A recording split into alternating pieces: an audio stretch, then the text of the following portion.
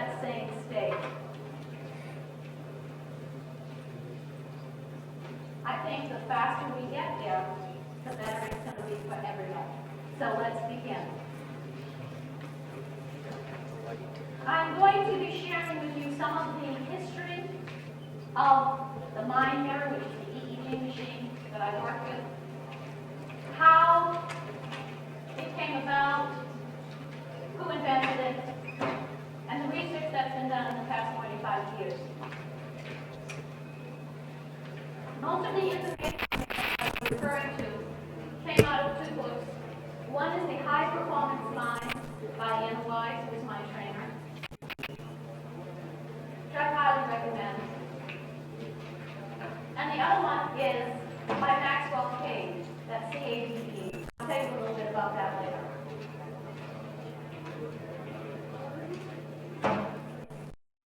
I'll share with you some of the history and the research of what's happened. I'm going to take you through the brain waves one by one, individually. We're going to look at what individual brain waves, the category of individual brain waves, what aspect of your mindset that individual brain wave does.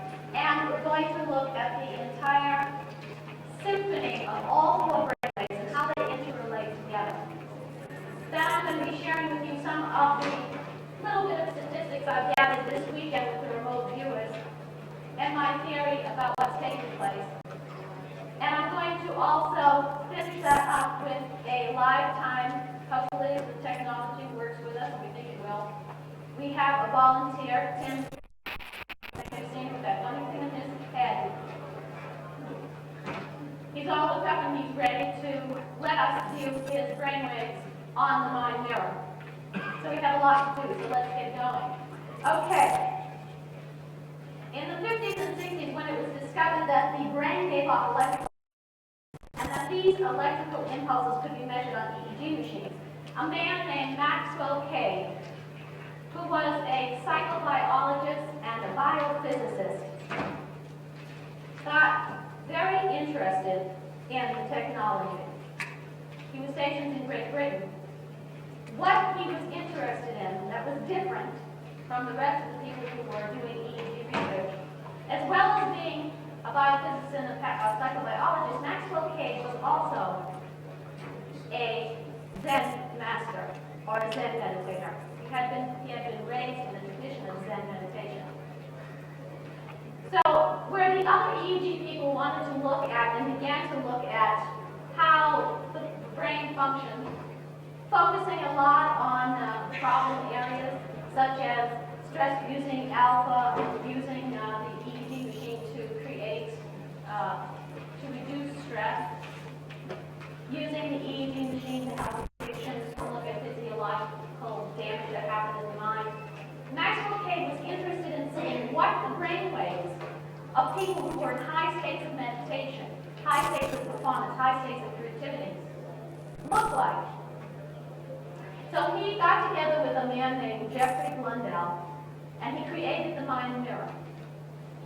The mind mirror is different from other EEG machines because Maxwell Cade theorized that it was all the brain waves working together. Most of the EEG machines just looked at one brainwave at a time and several points on the brain. Maxwell Cade's mind mirror looked at both hemispheres at the same time, and it looked at the relationship of all four brainwaves to each other. He theorized that it was the relationship of all the brainwaves, not just what one was doing at a time and the other one was doing. So it was a holistic, more whole brain idea of what the brain was doing. And he theorized that if we looked at the brainwaves of people who were in these high states, we might be able to identify a pattern. So he spent 20 years identifying, putting people such as swamis, gurus, yogis, people in high states of performance and peak performance, people in high states of creativity on the mind mirror to see if he could identify this pattern. There was something that they shared. He asked the question, what does a Mozart, a Da Vinci, an Einstein, a Gandhi, do those people share something common about their above the ordinary brainwave? Perhaps. So after 25 years of looking at brainwaves of all these amazing people, he discovered that he was right. There was a pattern that emerged, and this pattern was he called the awakened mind. So, the awakened mind pattern was reached by people from many different paths.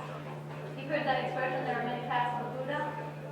What he discovered that no matter what they did, whether they did mantras, whether they used the repetition of mantras, whether they did deep breathing like Kriya Yoga, when they did deep breathing to get into trance, whether they had a regime like an Olympic athlete to get into that awakened mind state, Olympic athletes are in that state. No matter what they used to get there, when they got there, they all had the same brainwave pattern. So this is very exciting because if we know where we're going, can we then devise techniques and steps, and can we learn how we can take the average person and help them to get there? To get closer to that, to get into that state, have an experience in it. Can we take that state and then anchor it so that the person has a felt sense of what that is, so that they can be trained to, at will, have self-mastery of that state? I'm going to show you now the first slide, which is the mind mirror. This is how the different brainwaves show up on the mind mirror. And as we're looking at the screen on the mind mirror, it's left and right hemispheres, just as you're watching it. And the frequency of the brainwave determines the category. Frequency is measured in cycles per second or hertz, and the amplitude, which is the power of the brainwave, is measured in microvolts, and that's along the bottom. We're going to see how the screen at the end, when we look at Tim's brainwaves, we're going to see how the screen works and how the brainwaves fit into all these categories. But at the top we have the conscious mind, which is beta. Very fast, hertz 38 and up. 14 to 38 and up. So, what is beta? I'm using beta right now. I'm thinking, I'm talking. Beta is the outside world, concrete thinking, cognitive processes. It's the state that we're in most of the time. It's the brainwave that we use most of the time. Anything that has to do with the outside world, functioning in the outside world on a cognitive level is beta. You'll see in a moment where too much or too little can cause problems. Well, too much beta can cause panic attack, where the mind just races out of control.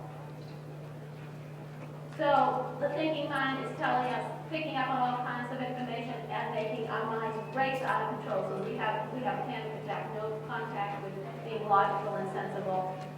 That happens. So little beta can produce ADD or ADHD.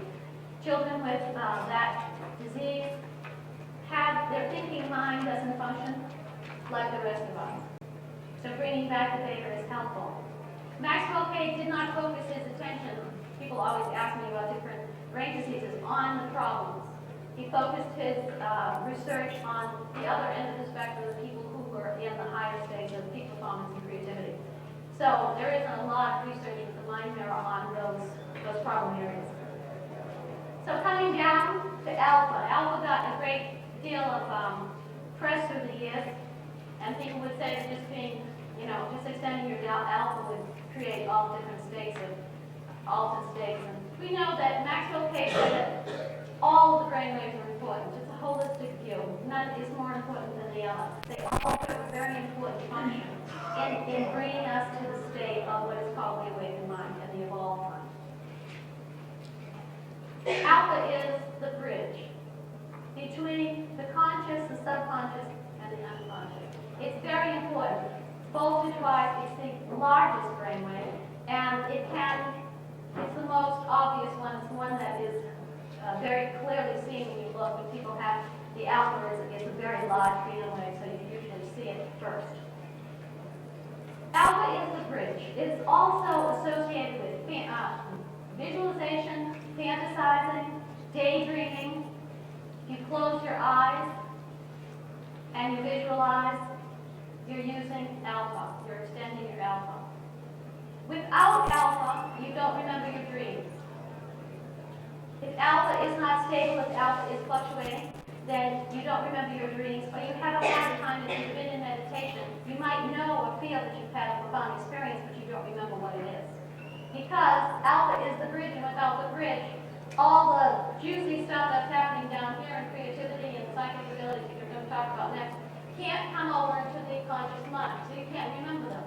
So one of the very important things to do when we work with people, if the alpha isn't present, is to work with stabilizing the alpha. Stabilizing it through techniques of visualization. And it's very much like Debbie said about training. This is training. It doesn't happen overnight. You do the techniques, you do the meditations, and it helps the mind to get into the pattern that is most appropriate. Coming down, a slower hertz per cycle, so theta is subconscious. Theta. Theta is creativity. It's insight. It's the subconscious. It's where we store all of our stuff. It's where we store all of our emotions, our sensations, our memories. Theta is creativity as well as intuition that comes out of the blue. If you've ever had an idea come from nowhere, a creative thought, a flash of brilliance, flash of inspiration, theta has probably opened and given you access to that creative side. When theta is closed, because it's the subconscious, it's where we have stored some of the issues from the past. This is the brainwave that's most likely to be closed in most people. How does theta close? When we're young and we're totally in our power, when we come and our brainwaves are open, which children have very open brainwaves. And we stand in our power and we stand in our joy and our excitement in life, and we realize that the world is our oyster. You look at a 2-year-old or 4-year-old and you see that they really haven't been programmed yet, have they? They run around, they'll run up to strangers and start a conversation, they're in joy, they're in happiness, they're in this great state. And at about 2 or 3 or 4, or if you're lucky enough to make it to 6, somebody says something and you're standing open and you get shut down. The message gets through that you're not worthy, you're not good enough. There's something wrong. That wound, that closing of the spirit, which we all have learned, can affect the theta brainwave. So it shuts a little bit, and it shuts a little more, depending upon how much that happened to you. The brainwave theta can be closed. What happens in the brainwave work is very often when we work with opening theta, we can see that there's a release that happens. That brainwave could be closed for years. If we work with techniques that we can see different things that activate the theta for people, sometimes it's music, dancing. It could be we look for clues while we're working with people when the theta flashes, and then we use those as anchors to open the brainwave. So sometimes there's a release and people will feel a shift. Something is light.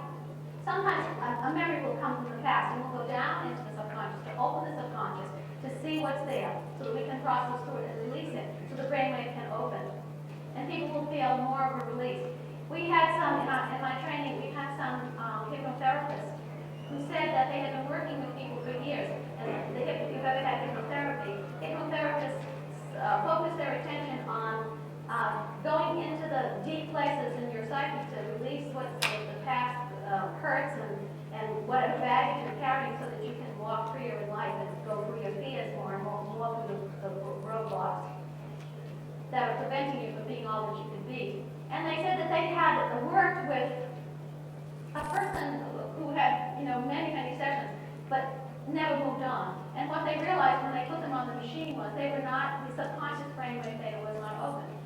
They were in alpha just kind of visualizing and fantasizing, having lovely sessions, but they were never getting to what was in the theta, what was there that would cause some of the problems that they were having. So using the machine, using the biofeedback loop, and being able to get in touch with what that was and open that brainwave, there was progress made. And so this is a very important brainwave in terms of being fully what you are. When we are in creativity, and we see that we're in a state of creativity, the theta is often very open. When people have creative blocks, where suddenly something happens and they can't get in touch with any creativity, they say, I don't have creative thought. And you look at their brainwave pattern and the theta is closed. Moving down to delta. Delta is the unconscious. And this is most active when we're asleep, because it's a very low frequency. And some of the early EEG machines didn't even look at delta because they said, well, nothing happens, it's only active when you're asleep. But with Maxwell K's mind mirror, we see that delta is very important, just as important as the other brainwaves. And it's important because when we put people who are psychics, healers, doing remote healing, hands-on healing, this is the brainwave that we see mostly activated. Delta is the unconscious, but it is the instinctive level. If you know when the phone rings, who's on the other end of the phone? Anybody ever had that experience? If you suddenly have a feeling, just a gut feeling that something's going to happen, or you're going to run into somebody, or somebody's in the building that you know, and then you run into them. Or if you're trying to get in touch with somebody, and you might have fear, you want to contact that person, maybe you're shy or whatever, or you keep putting it off and putting it off. Delta is like the radar that we send out. It's the radar that we send out into the unconscious, and all of a sudden that person, for no reason, calls you up. Just have been thinking about you.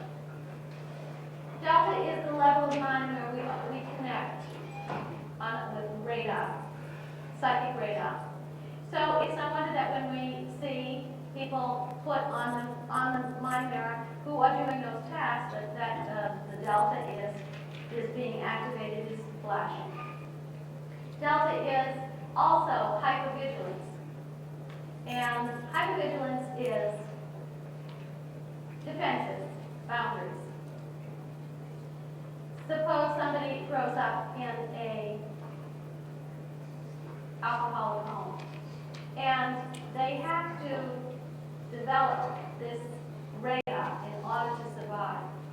They have to know, for example, that at a certain moment, a drunken father is going to come through the door of the house, and they're going to have to protect themselves. They will know that this is happening because they have developed this huge psychic web, this huge radar screen, and they will just automatically, without a thought, just get up and move to the next room or go to bed and close the door and be out of harm's way. And these children, very often, people who are psychics, have had these childhoods where they had to develop that sense for protection because it's a survival sense. It's at the instinctive level. Those things are joined. Also, delta is observed in helpers, people who are in helping professions, because along with that hypervigilance comes a degree of empathy for others. So when the delta is expanded, we see the therapists, doctors, people who are in the helping professions, because their empathy is large, their deltas are large. When we see too much delta, we see boundary issues where the empathy is so great, the delta is so great, that the people don't really know where they stop and another person begins. So they start feeling the pain and not being able to be functioning, and they have burnout. So when we see that delta that huge, we train the person to bring it back in because it's a boundary issue. So all of this, these are the 4 brainwaves. That's what they do individually. How do they work together? The next slide is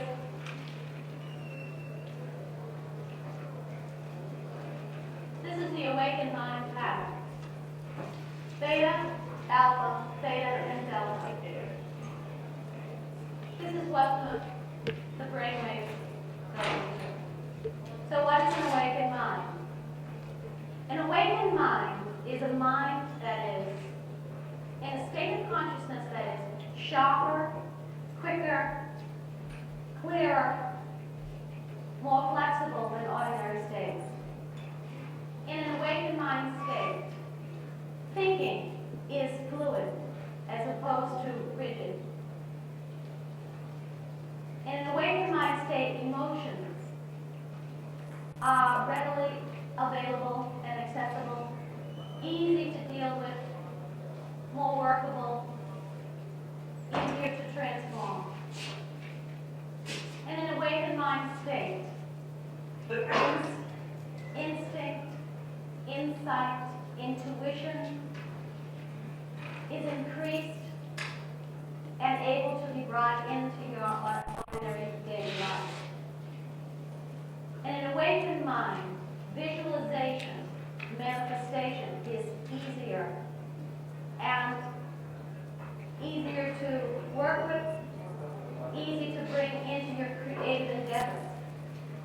In an awakened mind, the person has a sense of being greater than what they've been told, greater than what they feel, what their ego tells them they are.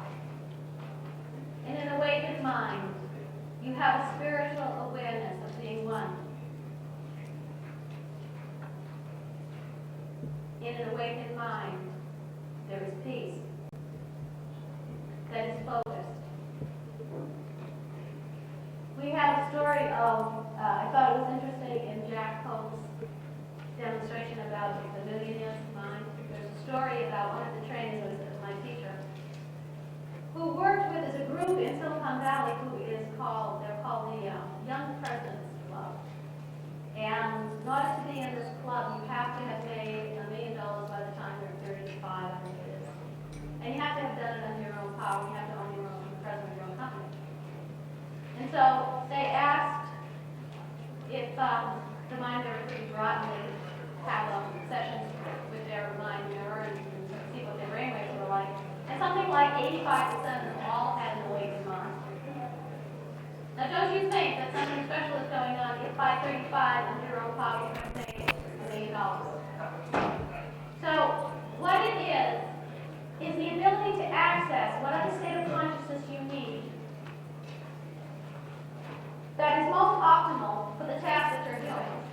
So if these people need to have cognitive problem solving, if they need beta is active, if they need theta, they need some creative juice, some creative problem solving, they go into awakened mind. And what happens is we have a flow of information with no blocks in the brainwaves. I'm going to show you what some blocked brainwaves look like. Open in a certain configuration. The most important thing about this, there's been a lot of talk about the left brain and the right brain.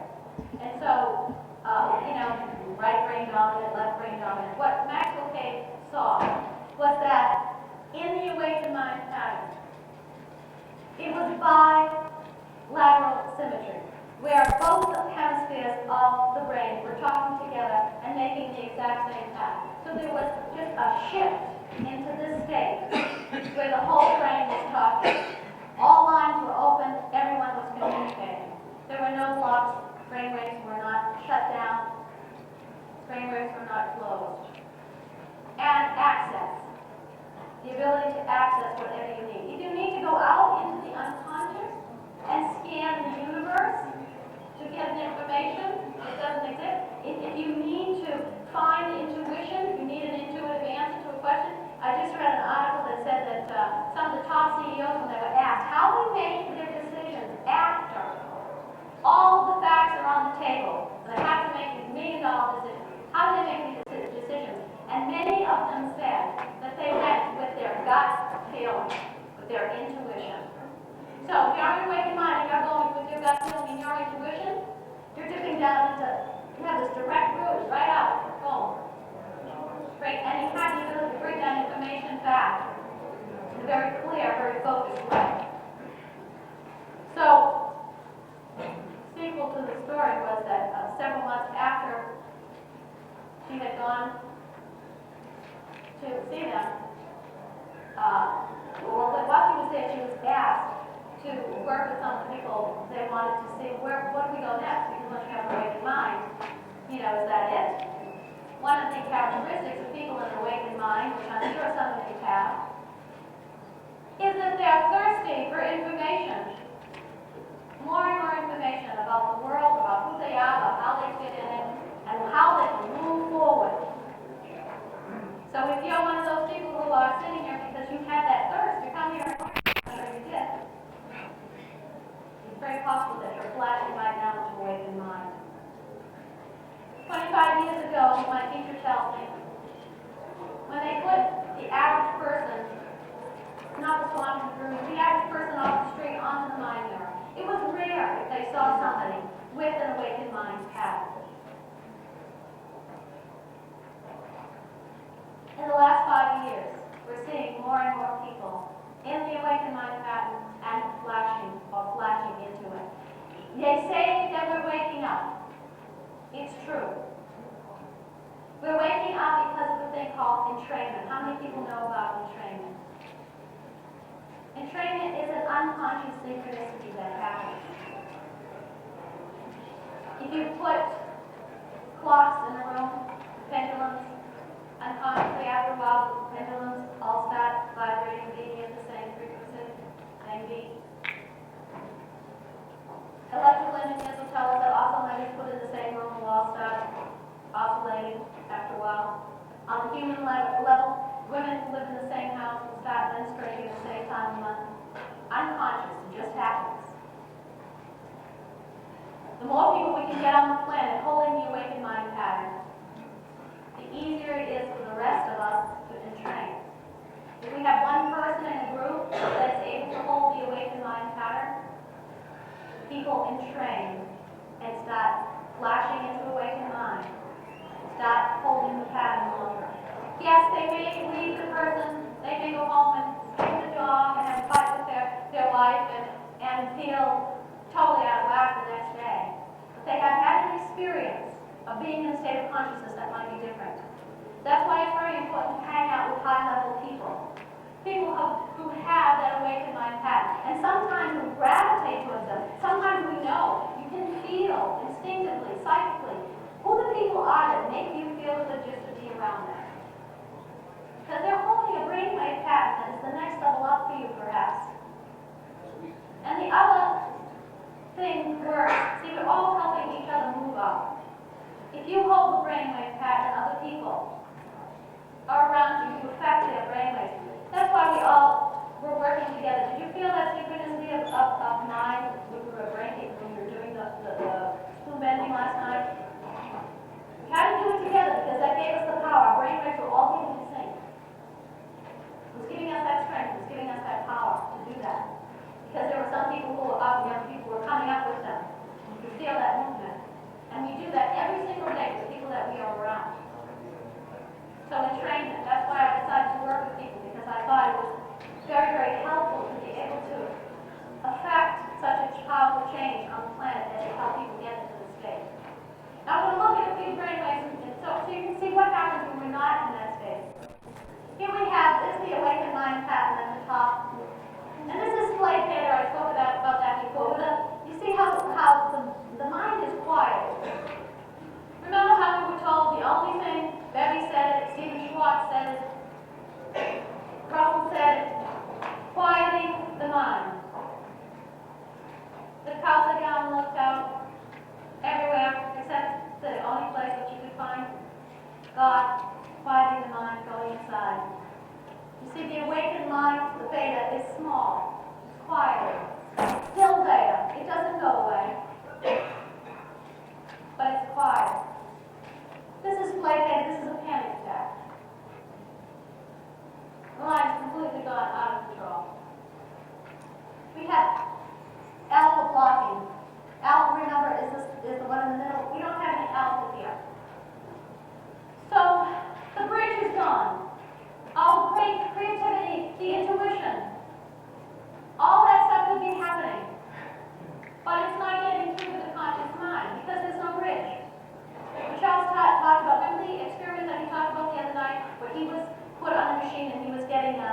shock, and they had people in the other room, and they had those people hooked up to the machines that would tell physiologically that they were sensing something. Do you remember he told that story? And he said, we could see that they were experiencing something. We could see that they knew I was being shocked.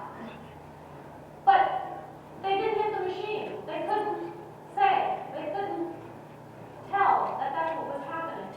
I theorized that it was because in performance anxiety, sometimes the alpha goes away. The bridge goes away.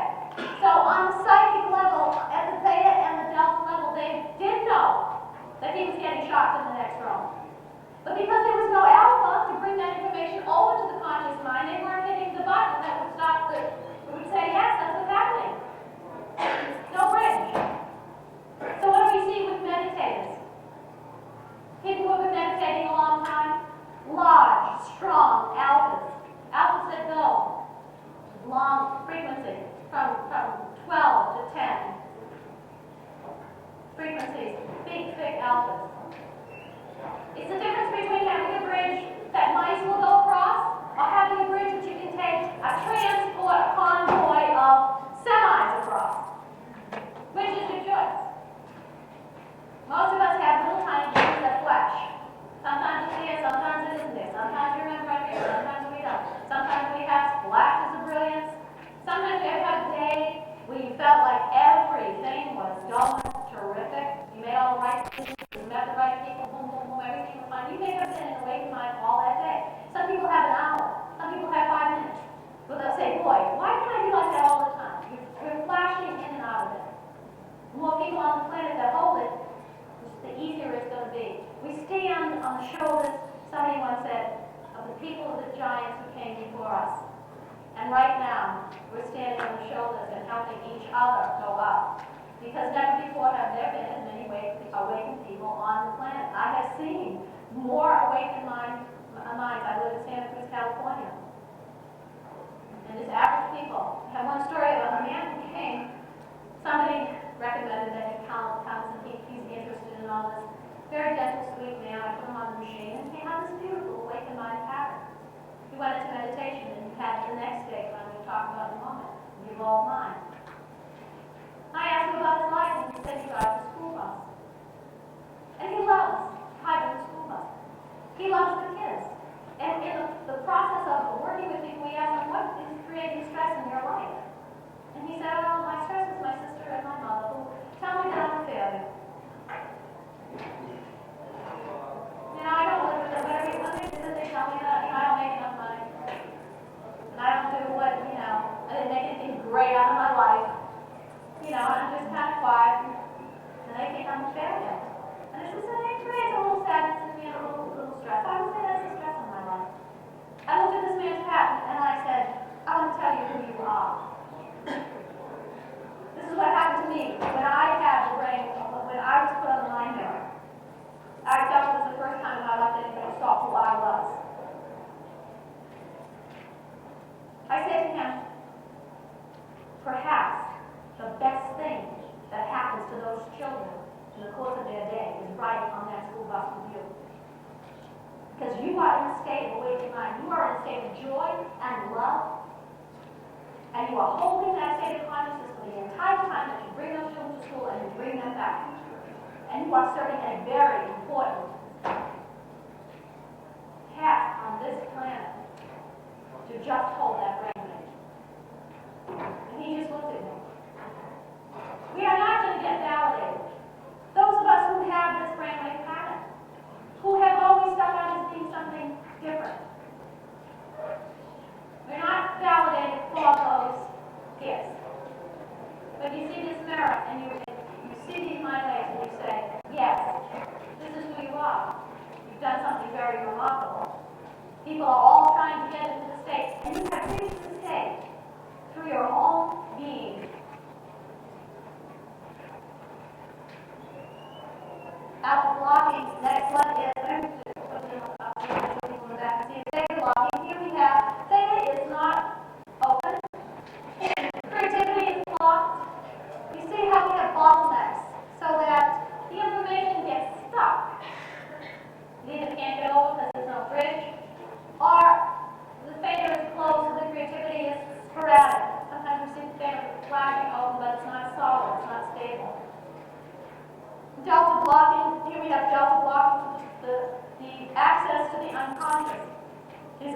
psychic ability that's not focused, or really held positions where people are feel very tense.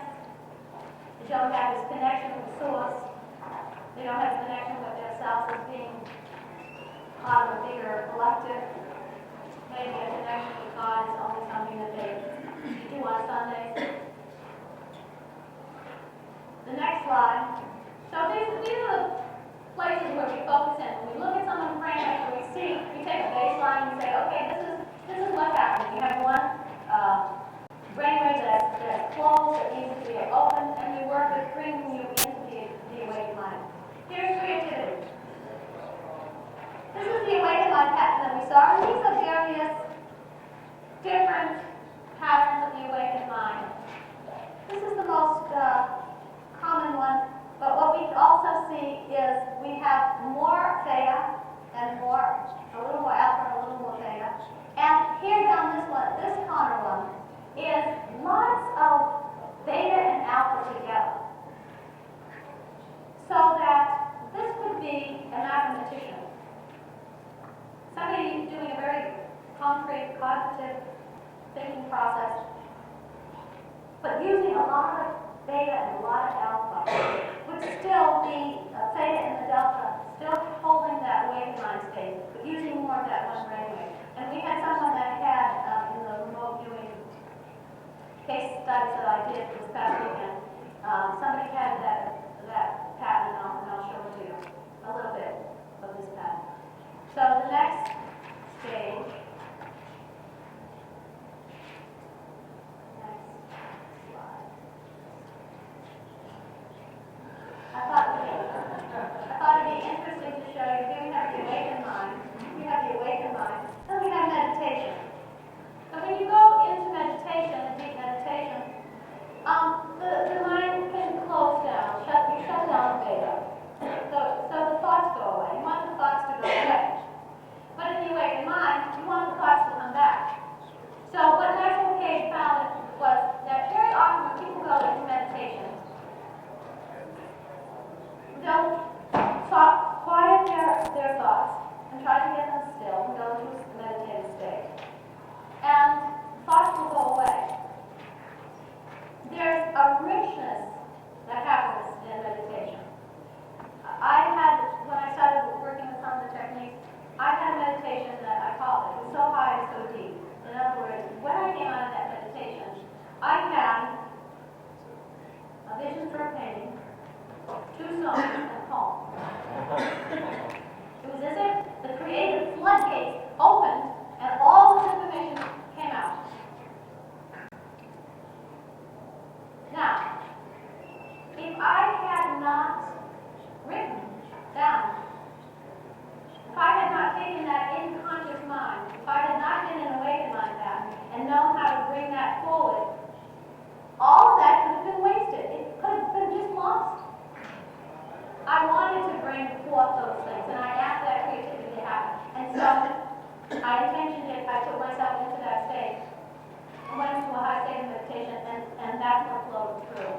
So Maxwell Cage found it was very important for people, after they had been in a state of meditation, to write it down, to ground it, to bring it back into conscious mind, into thinking mind. So you write down what happens immediately after. You talk it into a tape, you tell somebody. You bring it into this reality so you can have that flow. And the more you do that, the more you're accessing a system. What you're doing is training yourself to access a system so that you can go out and get information, so that you can go to open your theta. We're talking about self-mastery. So that you are able to access whatever state of consciousness that you need for any task. That's what these millionaires did, who decided they wanted to be, got themselves somehow into that state of consciousness. Now, Stephen Schwartz talked about how the remote viewers, it was as if, I think it was Stephen Schwartz, maybe it was Paul Smith, how there was a state that they shifted into. It was like all of a sudden the whole picture was there. What happens with the awakened mind is there is a shift into the awakened mind where you'll see activity on the right, activity on the left side of the brain, and things are flashing, and all of a sudden there'll be an awakened mind state where both sides of the hemispheres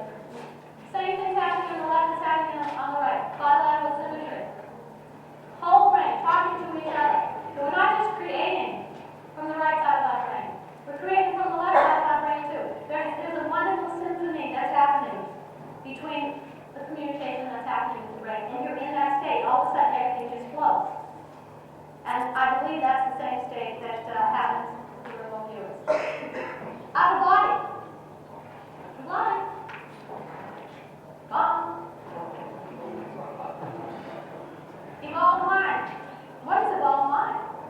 An amazing thing happens. An amazing thing happens. And you see, you can't believe it. The first time I saw it, I didn't believe it. Conscious mind, subconscious mind, unconscious mind all become one. And the brainwaves form into a circle. The next slide is that.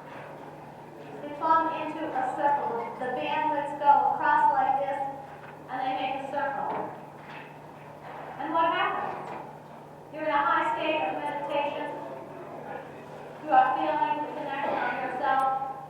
Your expanded awareness of being one with everything in the universe. Is this a spiritual experience? And what happens in this state? This is the state that the mystics and the gurus talk about. This is what we've been told through all the literature. That there is no separation. In the mind, brainwaves destroy the separation. They all come together, they make a circle. Very interesting. That the Zen circle, the Zazen circle for being is centuries now. It's a circle. Did they know that their brainwaves were making a circle? Doesn't matter if they did. That's what we see. The sequel to the story about the manias. Trainer helped several of these manias who were interested go to the next level, from the awakened mind to the evolved mind. What happens when you're in the evolved mind? If you suddenly have a realization that there is no separation, that you are one with everything and everyone in the universe, that you share a commonality that is connected by a thread of love that we are only beginning to feel. When you come back from that state with a sense of connectedness, a sense of meaning that is very, very profound. So what happened to the maniacs? Two of them went back to their businesses. One of them sold his business, did profit sharing, so he could share the profits of the business with his employees. And another one sold his business to his employees and went off to do altruistic things in the world. Because at this level, you have a realization that you can't go any further unless you take everybody with you. It's very selfish.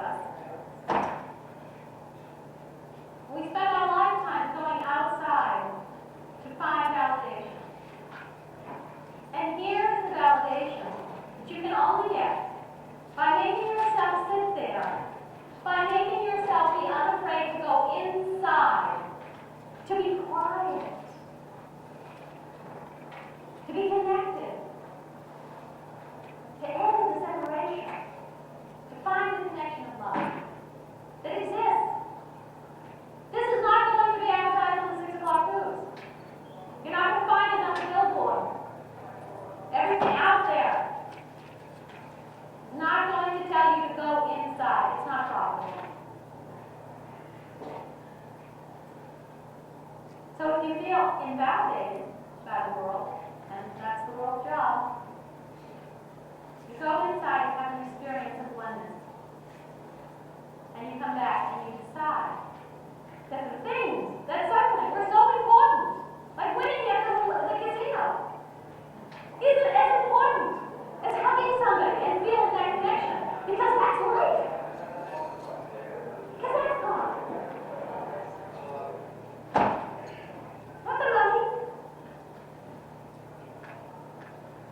Can't take that with you, but you can take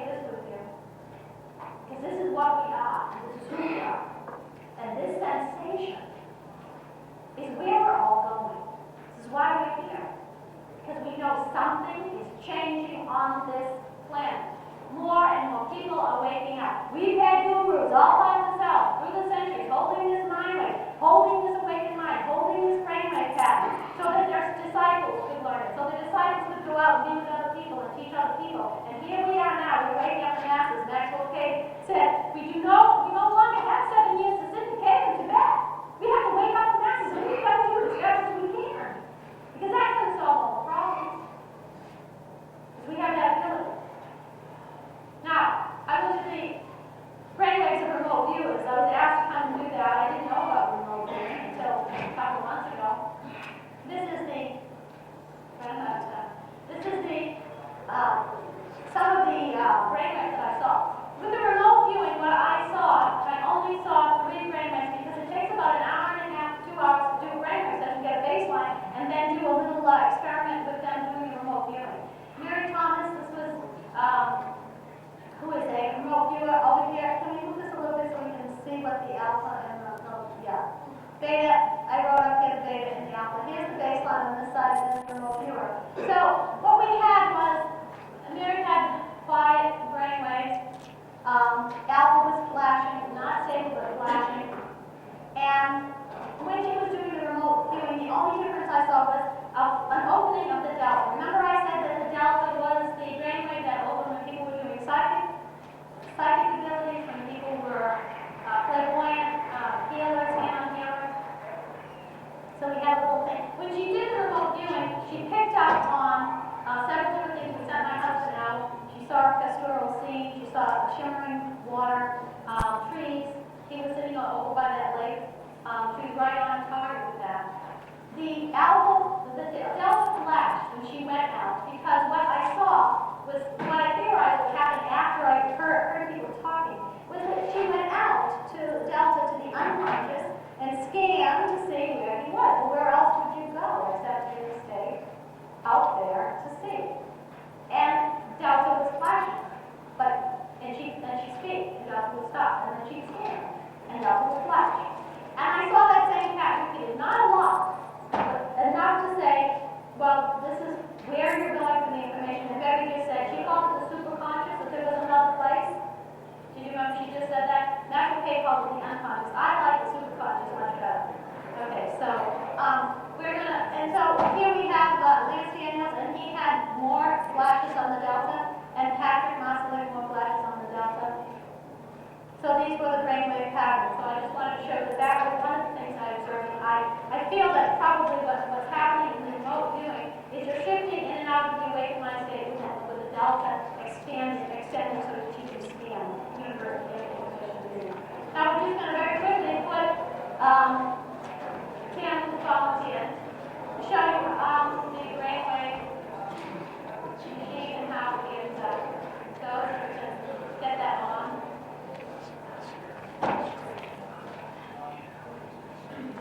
Maxwell Cave's book is called The Awakened Mind, Biofeedback and the Development of High States of Consciousness. It was printed in 1989. Elegant books out of Great Britain. And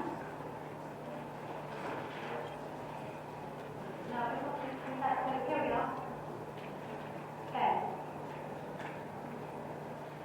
And here we have Tim's. This is very brave, and thank you very much for volunteering. Here we have his brainwaves. And we see right now that he's thinking up at the top, his beta. And he's thinking, he's got his eyes wide open, he's looking at the screen, and he can't tell the brainwaves.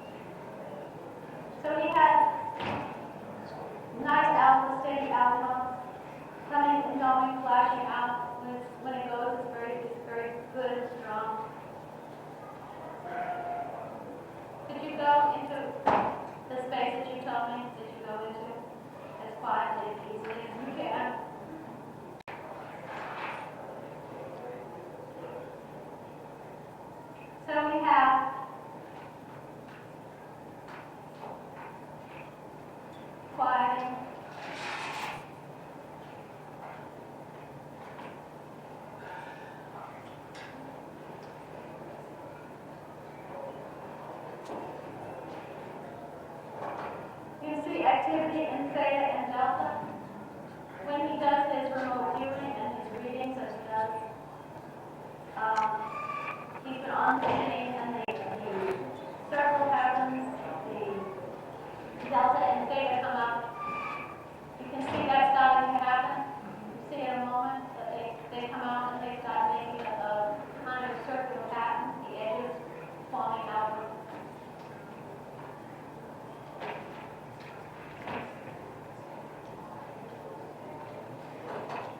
And that gives you a little bit of an idea of what it looks like.